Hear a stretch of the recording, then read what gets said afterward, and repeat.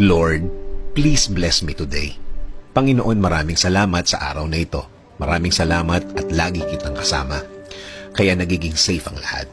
Kaya nagiging magaan ang lahat. Patuloy niyo po akong samahan sa araw na ito. Panginoon, kailangan ko po ng inyong biyaya ngayon. Kailangan ko po ng blessings niyo sa araw na ito.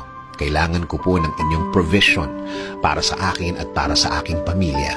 Para sa malaking tulong niyo sa akin, Lord. Sa mga nagdaang mga araw, naging mabigat ang aking mga araw. Naging lito at di ko na naman alam ang aking gagawin, Lord. Pero alam ko, magiging okay na naman ang lahat. Alam ko, Panginoon, kahit na ano pa ang pinagdadaanan ko, kapag kasama ko kayo, lagi kong makikita at mararating ang inyong plano sa akin. Ang mga gusto niyong gawin sa aking buhay na makakabuti sa akin.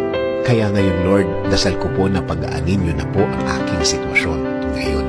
Bigyan niyo po ako ng wisdom para mas maintindihan ko po ang aking pinagdadaanan ngayon. Bigyan niyo po ako ng guidance sa araw na ito.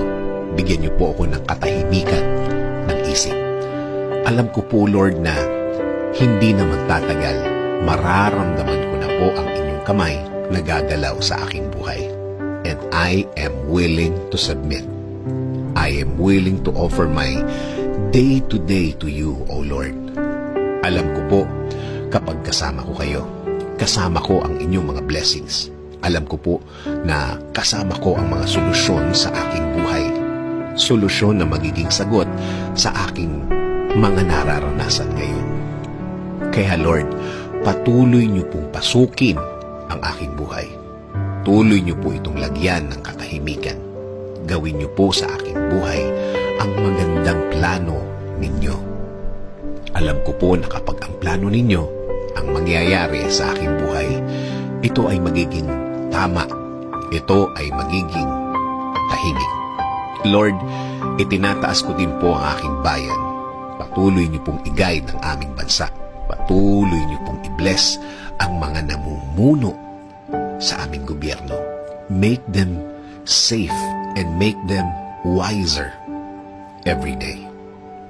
Salamat, salamat Panginoon sa inyong biyaya sa araw-araw. In Jesus' name we pray. Amen. Sabi nga sa John 16:13, "But when He, the Spirit of truth, comes, He will guide you into all truth. He will not speak on His own. He will speak only what He hears, and He will tell you what is yet